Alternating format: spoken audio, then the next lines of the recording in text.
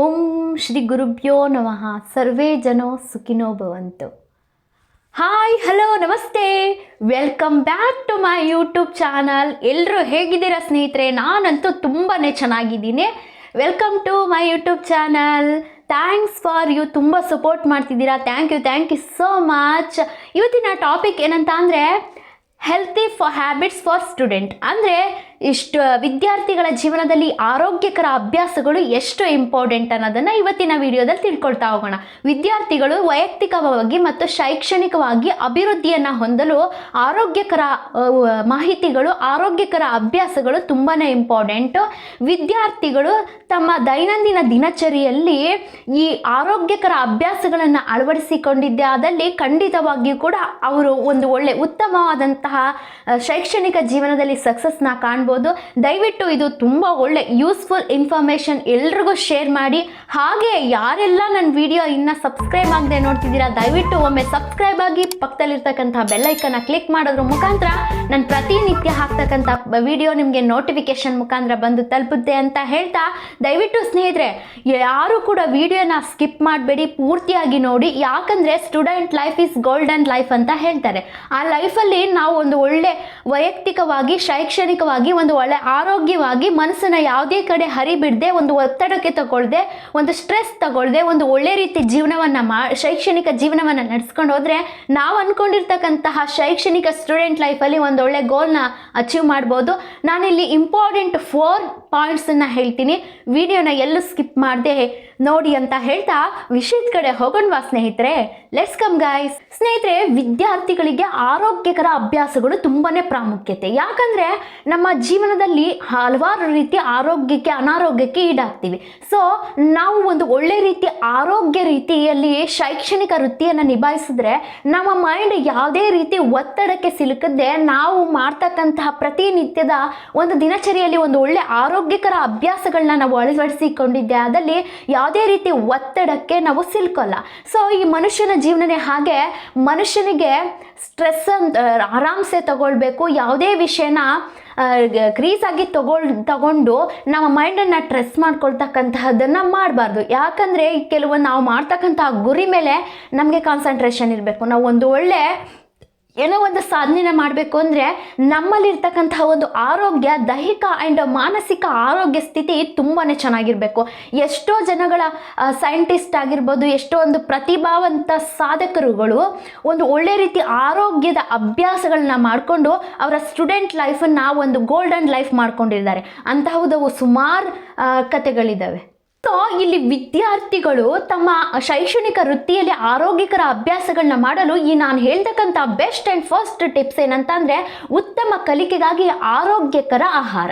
ಸ್ನೇಹಿತರೆ, ನಾವು ನಮ್ಮ ಶಕ್ತಿಗಾಗಿ, ನಿರಂತರ ಶಕ್ತಿಗಾಗಿ ಮತ್ತು ಆಸಕ್ತಿಗಾಗಿ ಮತ್ತು ಶೈಕ್ಷಣಿಕವಾಗಿ ಸಮತೋಲಿತ ಆಹಾರವನ್ನು, ಪೌಷ್ಟಿಕಾಂಶವಾದ ಆಹಾರವನ್ನು ನಾವು ಸ್ವೀಕರಿಸಬೇಕಾಗುತ್ತೆ. ಹೊರಗಿನ ತಿಂಡಿಯನ್ನು ತಿಂತಕ್ಕಂಥದ್ದಾಗಿರ್ಬೋದು, ಸ್ನ್ಯಾಕ್ಸ್, ಚಾಟ್ಸ್ ಅಂತ ಹೊರಗಡೆ ಇವಾಗ ತುಂಬಾ, ಯಾಕಂದರೆ ಹಿಂದೆ ಇತ್ತು ಒಂದು ತುತ್ತು ಊಟಕ್ಕೂ ಕೂಡ ಒಂದು ತುತ್ತು ಹಿಟ್ಟು ಏನಾದರೂ ಸಿಗುತ್ತೆ ಅಂದರೆ ಪರದಾಡೋರು ಅಲ್ಲೆಲ್ಲಾದರೂ ಎಸ್ತಿದ್ರೆ ಅದನ್ನು ಹೋಗಿ ತೊಗೊಂಡು ತಿಂತಾಯಿದ್ರು. ಇವತ್ತು ಹಾಗಿಲ್ಲ.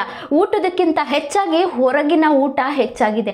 ಆದಷ್ಟು ಈ ಜಂಕ್ ಫುಡ್ಡನ್ನು ಅವಾಯ್ಡ್ ಮಾಡಿ. ಯಾಕಂದರೆ ಅಲ್ಲಿ ಪಾಮಾಯಿಲ್ ಎಣ್ಣೆ ಮತ್ತು ಮೈದಾ ಇದರಿಂದ ಮಾಡಿರ್ತಾರೆ. ಇದರಿಂದ ನಮ್ಮ ಅನಾರೋಗ್ಯ ತುಂಬಾ ಹದಗೆಡುತ್ತೆ. ಹೊರಗಡೆ ಚಾಟ್ಸ್ ಆಗಿರ್ಬೋದು, ತಿನ್ನೋದಾಗಿರ್ಬೋದು, ದಯವಿಟ್ಟು ಇದು ಯಾವುದನ್ನು ಮಾಡಬೇಡಿ. ಹೆಚ್ಚು ನೀರನ್ನು ಕುಡೀರಿ.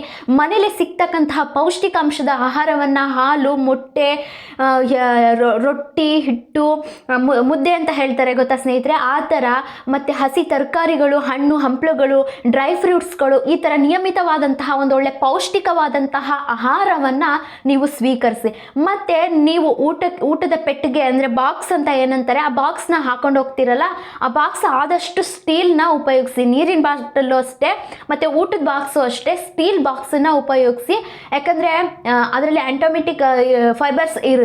ಅದರಲ್ಲಿ ನೀವು ಪ್ಲಾಸ್ಟಿಕಲ್ಲಿ ಹಾಕೊಂಡೋದ್ರೆ ಅದರಲ್ಲಿ ಮಾಡಿರ್ತಕ್ಕಂತಹದ್ದೆಲ್ಲ ನಿಮ್ಮ ದೇಹಕ್ಕೆ ಅವ್ರು ತಯಾರಿಸಿರ್ತಕ್ಕಂತಹ ಪ್ಲಾಸ್ಟಿಕ್ ಡಬ್ಬಿನಲ್ಲಿ ಏನಿರುತ್ತೆ ಅದನ್ನೆಲ್ಲ ನಿಮ್ಮ ದೇಹದ ಒಳಗಡೆ ಅಲ್ಲಿ ಸ್ಟೋರ್ ಮಾಡಿ ಇಡಬೇಕಾಗುತ್ತೆ. ಹಾಗಾಗಿ ನೀವು ಪ್ಲಾಸ್ಟಿಕ್ನ ತಗೊಂಡು ಹೋಗಬೇಡಿ, ದಯವಿಟ್ಟು ಸ್ಟೀಲ್ನ ತಗೊಂಡು ಹೋಗಿ ಮತ್ತು ಅದನ್ನು ಅಲ್ಲೇ ವಾಶ್ ಮಾಡಿ ತದನಂತರ ನೀವು ಶಾಲೆಯಿಂದ ಬಂದ ತಕ್ಷಣ ಅದನ್ನು ಬಿಸಿನೀರಿಂದ ವಾಶ್ ಮಾಡಿ ಅದನ್ನು ಡ್ರೈ ಮಾಡಿ. ಯಾಕಂದರೆ ಅಲ್ಲಿರ್ತಕ್ಕಂಥ ಊಟದಲ್ಲಿರ್ತಕ್ಕಂಥ ಕೀಟನಾಶಕಗಳೆಲ್ಲ ಹೋಗಬೇಕಾಗತ್ತೆ.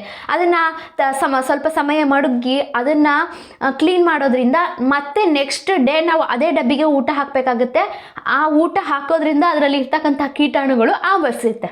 ಸೊ ಹೀಗೆ ಕ್ಯಾಂಟೀನ್ ಆಗಿರ್ಬೋದು, ಕೆಫೆ ಆಗಿರ್ಬೋದು, ಈ ಥರದ್ರಲ್ಲಿ ಹೆಚ್ಚಿನದಾಗಿ ಮಕ್ಕಳು ಅಥವಾ ಸ್ಟೂಡೆಂಟ್ಸ್ಗಳು ಅದನ್ನು ತಿಂತಾರೆ. ಅದನ್ನು ಆರೋಗ್ಯವಾಗಿರ್ತಕ್ಕಂತಹ ಆದಷ್ಟು ಆಹಾರವನ್ನು ಆಯ್ಕೆ ಮಾಡಿ ಮತ್ತು ದಿನವಿಡೀ ಹೈಡ್ರೇಟ್ ಆಗಿರಿ. ನೀವು ಎಷ್ಟು ನೀರು ಕುಡಿತೀರಾ ಅಷ್ಟು ಕೂಡ ಹೈಡ್ರೇಟ್ ಆಗಿ ನೀವಿರ್ಬೋದು. ಇವತ್ತು ಮನುಷ್ಯನಲ್ಲಿ ಪ್ರತಿಶತಃ ದೇಹದಲ್ಲಿ 70% ನೀರಿರುತ್ತೆ. ಸೊ ಆದಷ್ಟು ಹೆಚ್ಚು ನೀರನ್ನು ಕುಡೀರಿ. ಸೊ ಮತ್ತೆ ನೆಕ್ಸ್ಟ್ ಟಿಪ್ಸ್, ಸೆಕೆಂಡ್ ಟಿಪ್ಸ್ ಏನಂತ ಅಂದರೆ ಯೋಗ, ದೈಹಿಕ ಆ್ಯಂಡ್ ವ್ಯಾಯಾಮ ಚಟುವಟಿಕೆಗಳಲ್ಲಿ ಭಾಗವಹಿಸ್ತಕ್ಕಂತಹದ್ದು.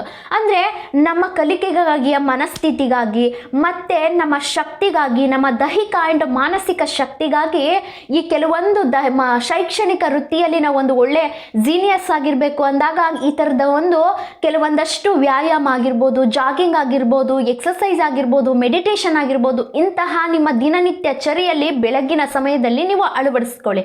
ಯಾಕಂದರೆ ನೀವು ಶಾಲೆ ಬಿಟ್ಟ ನಂತರ ನೀವು ಸಣ್ಣದಾಗಿ ವಿರಾಮ ನಡೆದಾಡತಕ್ಕಂತಹದ್ದಾಗಿರ್ಬೋದು, ವಾಕಿಂಗ್ ಮಾಡ್ತಕ್ಕಂತಹದ್ದಾಗಿರ್ಬೋದು, ಈ ಥರ ವ್ಯಾಯಾಮ ಮಾಡ್ತಕ್ಕಂತಹದ್ದಾಗಿರ್ಬೋದು, ಈ ಥರ ಜಾಗಿಂಗ್, ಇನ್ನಿತರ ಇದಕ್ಕೆ ಸಂಬಂಧಪಟ್ಟಂತೆ ಏನೆಲ್ಲ ಇದೆ ಆದಷ್ಟು ದಯವಿಟ್ಟು ಬೆಳಗಿನ ಜಾವ ಈ 4ರಿಂದ 6 ಸಮಯ ಏನಿದೆ ಆ ಸಮಯದಲ್ಲಿ ಇವುಗಳನ್ನೆಲ್ಲ ಮಾಡಿ ನೀವು ಸ್ಟಡೀಸ್ನೂ ಕೂಡ ಮುಂದುವರಿಸ್ಬೋದು. ಯಾಕಂದರೆ ನಮ್ಮ ಸಬ್ಕಾನ್ಸಿಯಸ್ ಮೈಂಡ್ ತುಂಬ ಆಕ್ಟಿವ್ ಆಗಿ ಕೆಲಸ ಮಾಡ್ತಾ ಇರುತ್ತೆ. ನಾವು ಏನನ್ನ ಹೇಳ್ತಾ ಇರ್ತೀವೋ ಅದನ್ನು ಬೇಗ ನಾವು ಅಂದ್ಕೊಂಡಿರ್ತಕ್ಕಂಥದ್ದನ್ನ ರೀಸ್ ಮಾಡ್ತಾ ಇರುತ್ತೆ. ಸೊ ಹಾಗಾಗಿ ಈ ಸಮಯದಲ್ಲಿ ಯಾರ ಕೂಡ ಡಿಸ್ಟರ್ಬೆನ್ಸ್ ಇರಲ್ಲ, ನಿಮ್ಮ ಮೈಂಡ್ ಕೂಡ ಯಾವುದೇ ರೀತಿ ಗೊಂದಲದಲ್ಲಿರಲ್ಲ, ನಿರಾಂತಕವಾಗಿರುತ್ತೆ. ಆ ಸಮಯದಲ್ಲಿ ನೀವು ಓದಿದ್ರೆ ನೀವು ಮಾಡ್ತಕ್ಕಂತಹ ಕೆಲಸ ಕಾರ್ಯಗಳು ಕೂಡ ದಿನವಿಡೀ ಹೈಲೈಟ್ ಆಗಿ ಆಕ್ಟಿವ್ ಆಗಿರ್ಬೋದು. ಸೊ ಈ ವಿದ್ಯಾರ್ಥಿಗಳ ಒಂದು ಆಸಕ್ತಿ, ನಿಮ್ಗೆ ಏನು ಆಸಕ್ತಿ ಇರುತ್ತೆ, ನಿಮಗೆ ಕಂಫರ್ಟ್ ಏನು ಅನಿಸುತ್ತೆ, ನಿಮಗೆ ಆಸಕ್ತಿ ಯಾವುದ್ರಲ್ಲಿದೆ ಅದರಲ್ಲಿ ಜಾಗಿಂಗ್ ಮಾಡ್ತಕ್ಕಂತಹದ್ದಾಗಿರ್ಬೋದು, ವ್ಯಾಯಾಮ ಮಾಡ್ತಕ್ಕಂತಹದ್ದಾಗಿರ್ಬೋದು, ಮೆಡಿಟೇಷನ್ ಮಾಡ್ತಕ್ಕಂತಹದ್ದಾಗಿರ್ಬೋದು, ಇದೇ ಥರ ನಿಮಗೆ ಇಷ್ಟ ಆಗ್ತಕ್ಕಂತಹ ಒಂದು ಕಂಫರ್ಟ್ ಆಗ್ತಕ್ಕಂತಹ ನಿಮಗೆ ಸರಿ ಹೊಂದತಕ್ಕಂತಹ ಚಟುವಟಿಕೆಗಳಲ್ಲಿ, ವ್ಯಾಯಾಮಗಳಲ್ಲಿ, ವಾಕಿಂಗ್, ಜಾಗಿಂಗ್, ಸಿಂಗಿಂಗ್, ಈ ಥರ ನಿಮ್ಗೆ ಇಷ್ಟ ಆಗ್ತಕ್ಕಂತಹ ಹಾಡು ಹೇಳೋದಾಗಿರ್ಬೋದು, ಈ ಥರ ಚಟುವಟಿಕೆಗಳಲ್ಲಿ ನೀವು ಭಾಗವಹಿಸೋದ್ರಿಂದ, ನೀವು ತೊಡಗಿಸ್ಕೊಳ್ಳೋದ್ರಿಂದ ನಿಮ್ಮ ಮೈಂಡ್ ರಿಲ್ಯಾಕ್ಸ್ ಆಗುತ್ತೆ. ಯಾವುದೇ ವಿಷಯಗಳನ್ನ ಗೊಂದಲಕ್ಕೆ ತಗೊಳ್ಳದೆ ಶೈಕ್ಷಣಿಕ ವೃತ್ತಿಯಲ್ಲಿ ನೀವೇನನ್ನ ಸ್ಟಡಿ ಮಾಡಬೇಕು ಅಂತ ಅನ್ಕೊಂಡಿರ್ತೀರೋ ಅದನ್ನು ಸಬ್ಕಾನ್ಸಿಯಸ್ ಮೈಂಡ್ ರೀಸ್ ಮಾಡ್ತಾ ಹೋಗುತ್ತೆ. ಸೊ ಈ ಥರ್ಡ್ ಪಾಯಿಂಟ್, ಬೆಸ್ಟ್ ಟಿಪ್ಸ್ ಏನಂತ ಅಂದರೆ ನಿದ್ರೆ ಉತ್ಪಾದಕಕ್ಕೆ ಒಂದು ಅಡಿಪಾಯ ಸ್ನೇಹಿತರೆ. ಯಾಕಂದರೆ ನೀವು ಮೆಮೊರಿ, ಬಲವರ್ಧನೆ, ಇದಕ್ಕೆಲ್ಲ ನಿಮ್ಮ ಒತ್ತಡ, ಸ್ಟ್ರೆಸ್ಸನ್ನು ಕಡಿಮೆ ಮಾಡೋದಕ್ಕೆ ಅದರಲ್ಲೂ ವಿದ್ಯಾರ್ಥಿಗಳಿಗೆ ನಿದ್ರೆ ಅನ್ನೋದು ತುಂಬಾ ಮುಖ್ಯ. ನಿಮ್ಮ ನಿದ್ರೆ ಟೈಮನ್ನು ಸರಿಯಾಗಿ ಫಸ್ಟು ವೇಳಾಪಟ್ಟಿ ಮಾಡ್ಕೊಳ್ಳಿ. ನೀವು ಒಂದು 10 ಗಂಟೆಗೆ ಮಲಗ್ತಿದ್ದೀರಾ ಅಂದರೆ ಅದರಿಂದ 1 ನಿಮಿಷನೂ ಕೂಡ ಜಾಸ್ತಿ ವೇಸ್ಟ್ ಮಾಡಬೇಡಿ. ಆ ಟೈಮಿಂಗೆ ಮಲಗಿಬಿಡಿ. ಆ ಮಲಗೋ ಟೈಮಲ್ಲಿ 1 ಲೋಟ ಹಾಲು ಕುಡಿಯೋದಾಗಿರ್ಬೋದು, ಅಥವಾ ಫೋನ್ ಅಥವಾ ಯಾವುದೇ ರೀತಿ ನೆಟ್ ಯೂಸ್ಗಳನ್ನ ನೋಡೋದಾಗಿರ್ಬೋದು, ಇದು ಯಾವುದೇ ಥರ ಮಾಡಬೇಡಿ. ನಿಮ್ಮ ಮೈಂಡ್ ಸೆಟ್ಟಲ್ಲಿ ಫಿಕ್ಸ್ ಆಗಿಬಿಡಿ, ನಾಳೆ ನಾನು ಇಷ್ಟು ಟೈಮ್ಗೆ ಎದ್ದೇಳಬೇಕು, ನಾಳೆ ಮಾಡ್ತಕ್ಕಂತಹ ಕೆಲಸ ಏನಿದೆ ನಿಮ್ಮ ಮನಸ್ಸಲ್ಲಿ ಪಟ್ಟಿ ಮಾಡಿಕೊಂಡು ಆ ಟೈಮ್ಗೆ ಹೇಳಿ. ಸೊ ನಿಮ್ಮ ನಿದ್ರೆ ಅನ್ನೋದು ಬಹಳ ಮುಖ್ಯ. ಈ ಡಿಸ್ಟರ್ಬೆನ್ಸ್ನ ಬಿಟ್ಟು ನಿರಾಂತಕವಾಗಿ ಒಂದು ಒಳ್ಳೆ ರೀತಿ ಪಾಸಿಟಿವ್ ಥಿಂಗ್ಸ್ನ, ಆ ದಿನದಲ್ಲಿ ಏನು ನಡೆದಿದೆ ಆ ಪಾಸಿಟಿವ್ನೆಸ್ನ ನಿಮ್ಮ ಮೈಂಡಲ್ಲಿ ಇಟ್ಕೊಂಡು ಶವಾಸನದಲ್ಲಿ ನಾನು ಮಲಗ್ತಾ ಇದ್ದೀನಿ, ನನಗೆ ಯಾವುದೇ ರೀತಿ ತೊಂದರೆ ಇಲ್ಲ, ನಾನು ನಿರಾಂತಕವಾಗಿದ್ದೀನಿ, ಹೀಗೆ ನೀವು ಓದ್ತಿರ್ತಕ್ಕಂತಹದನ್ನು ಮೆಮೊರೀಸ್ ಮಾಡ್ತಾ ಮಲ್ಕೊಳ್ಳಿ. ಸೊ ಅದರಲ್ಲೂ ಈ ಸ್ಟೂಡೆಂಟ್ಸ್ಗೆ ನಿಜವಾಗ್ಲೂ ನಿದ್ರೆ ಅನ್ನೋದು ಬಹಳಷ್ಟು ಮುಖ್ಯ. ಈ ವಿಶ್ರಾಂತಿಗಾಗಿ, ಶೈಕ್ಷಣಿಕವಾಗಿ ಕಾರ್ಯಕ್ಷಮತೆಯ ಬಗ್ಗೆ ಈ ನಿದ್ರೆ ಅನ್ನೋದು ಬಹಳ ಮುಖ್ಯ. ಹಾಗಾಗಿ ನೀವೊಂದು ಟೈಮನ್ನು ಫಿಕ್ಸ್ ಮಾಡಿಕೊಂಡು ಯಾವುದೇ ರೀತಿ ಫೋನ್ ನೋಡೋದಾಗಿರ್ಬೋದು, ಇವತ್ತಿನ ಪ್ರಪಂಚದಲ್ಲಿ ಸೋಷಿಯಲ್ ಮೀಡಿಯಾಕ್ಕೆ ಮುಳುಗೋಗಿದೆ, ಅದರಲ್ಲಿ ಎಷ್ಟು ವಿಷಯ ಒಳ್ಳೆಯದಿದೆಯೋ ಅದನ್ನು ಕಲೆಕ್ಟ್ ಮಾಡಿಕೊಂಡು ನಿಮ್ಮ ಒಳ್ಳೆ ಪಾಸಿಟಿವ್ನೆಸ್ನಲ್ಲಿ ನೀವು ನಿದ್ದೆಗೆ ಹೋಗಿ ಬೆಳಗಿನ ಮಾಡ್ತಕ್ಕಂತಹ ಕೆಲಸದ ಮೇಲೆ ನೀವು ಗಮನ ಕೊಡಿ. ಲಾಸ್ಟ್ ಟಿಪ್ಸ್ ಬೆಸ್ಟ್ ಅಂತ ಅಂದರೆ ಈ ಒತ್ತಡವನ್ನು ನಿರ್ವಹಿಸ್ತಕ್ಕಂಥದ್ದು, ನಿಮ್ಮ ಮಾನಸಿಕ ಆರೋಗ್ಯವನ್ನು ಕಾಪಾಡ್ಕೊಳ್ತಕ್ಕಂಥದ್ದು. ಸ್ನೇಹಿತರೆ, ಪ್ರತಿಯೊಬ್ಬರಿಗೂ ಕೂಡ ಯಾಕಂದರೆ ಈ ಒತ್ತಡ, ಸ್ಟ್ರೆಸ್, ನಮಗೆ ಮೈಂಡ್ ಇದೆ ಅಂದರೆ ಹಲವಾರು ನೆಗೆಟಿವ್ಸ್, ಪಾಸಿಟಿವ್ ಥಿಂಕ್ಸಿಂಗ್ ಬರೋದು ಸಹಜ.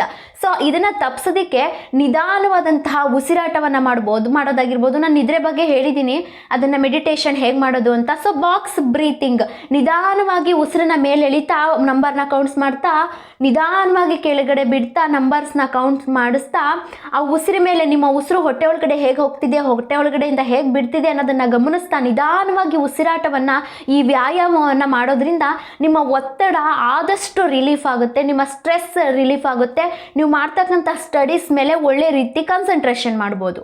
ಸೊ ಇನ್ನೊಂದು ಪಾಯಿಂಟ್ ಏನಂದರೆ, ಒತ್ತಡವನ್ನು ನಿರ್ವಹಿಸಲು ನಿಮ್ಮಲ್ಲಿರ್ತಕ್ಕಂತಹ ಕೆಲವೊಂದು ಹವ್ಯಾಸಗಳನ್ನ ರೂಢಿಸ್ಕೊಳ್ಳಿ ಸ್ನೇಹಿತರೆ. ಒಂದು ಸಿಂಗಿಂಗ್ ಕೇಳೋದಾಗಿರ್ಬೋದು, ಅಥವಾ ನೀವೇ ಸಾಂಗ್ ಹೇಳೋದಾಗಿರ್ಬೋದು, ಅಥವಾ ಡ್ಯಾನ್ಸ್ ಮಾಡೋದಾಗಿರ್ಬೋದು, ಅಥವಾ ಪೇಂಟಿಂಗ್ ಮಾಡೋದಾಗಿರ್ಬೋದು.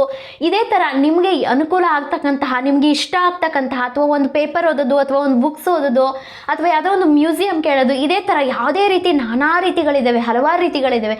ಅಂಥವುದಲ್ಲಿ ಏನಾದರೂ ಒಂದಷ್ಟು ಹವ್ಯಾಸಗಳನ್ನ ರೂಢಿಸ್ಕೊಳ್ಳಿ. ಆ ಹವ್ಯಾಸಗಳನ್ನ ರೂಢಿಸ್ಕೊಂಡಾಗ ನೀವು ಮಾಡ್ತಕ್ಕಂಥ ಕೆಲಸದ ಮೇಲೆ ಕಾನ್ಸಂಟ್ರೇಷನ್ ಬರುತ್ತೆ ಹೊರತು ಬೇರೆ ವಿಷಯಕ್ಕೆ ನೀವು ಮೊರೆ ಹೋಗಿ ಆ ಒತ್ತಡ ಡಿಪ್ರೆಷನ್ ಆಗಲ್ಲ. ಸಾಧ್ಯವಾದರೆ ಇಂತಹ ಒಂದು ಸೋಷಿಯಲ್ ಮೀಡಿಯಾ ಒಳ್ಳೊಳ್ಳೆ ಕಂಟೆಂಟ್ ಬರುತ್ತೆ, ವಿಡಿಯೋಸ್ ಬರುತ್ತೆ, ನೋಡಿ. ತುಂಬ ಬುಕ್ಸ್ಗಳಿದ್ದಾವೆ, ಓದಿ. ನಿಮ್ಮ ಸ್ನೇಹಿತರು ಇರ್ತಾರೆ, ಕುಟುಂಬದವರು ಇರ್ತಾರೆ, ಅವ್ರ ಜೊತೆ ನೀವು ಬೆರೆತು ನಿಮ್ಮಲ್ಲಿರ್ತಕ್ಕಂಥ ವಿಷಯಗಳನ್ನ ಶೇರ್ ಮಾಡ್ಕೊಳ್ಳಿ. ದಯವಿಟ್ಟು ಈ ವಿಷಯನ, ಈ ಟಾಪಿಕ್ನ ಎಲ್ಲ ಒಂದು ಸ್ಟೂಡೆಂಟ್ಸ್ಗೂ, ಎಲ್ಲರಿಗೂ ಕೂಡ, ಇದು ಜೀವನಕ್ಕೂ ಕೂಡ, ನಾನು ಸ್ಟೂಡೆಂಟ್ ಅಂತಲ್ಲ, ಮೇನ್ ಇಲ್ಲಿ ಸ್ಟೂಡೆಂಟ್ ಆಗಿರೋದ್ರಿಂದ ಸ್ಟೂಡೆಂಟ್ ಅಂತ ಮೆನ್ಷನ್ ಮಾಡಿದ್ದೀನಿ. ಸೊ ಇದು ನಮ್ಮ ಜೀವನಕ್ಕೂ ಕೂಡ ಅಳವಡಿಸ್ಕೊಂಡ್ರೆ ತುಂಬಾ ಬೆನಿಫಿಟ್ ಅಂತ ನಾನು ಹೇಳಲಿಕ್ಕೆ ಇಷ್ಟಪಡ್ತೀನಿ. ಸೊ ಹಾಗಾಗಿ ಈ ವಿಡಿಯೋನ ಎಲ್ಲೂ ಸ್ಕಿಪ್ ಮಾಡದೆ ಪೂರ್ತಿಯಾಗಿ ನೋಡಿದರೆ, ದಯವಿಟ್ಟು ಇಷ್ಟ ಆಗಿದ್ರೆ ಒಂದು ಲೈಕ್ ಮಾಡಿ. ಯಾರೆಲ್ಲ ನನ್ನ ಚಾನಲ್ಗೆ ಸಬ್ಸ್ಕ್ರೈಬ್ ಆಗಿಲ್ಲ, ದಯವಿಟ್ಟು ಸಬ್ಸ್ಕ್ರೈಬ್ ಆಗಿ ಸ್ನೇಹಿತರೆ.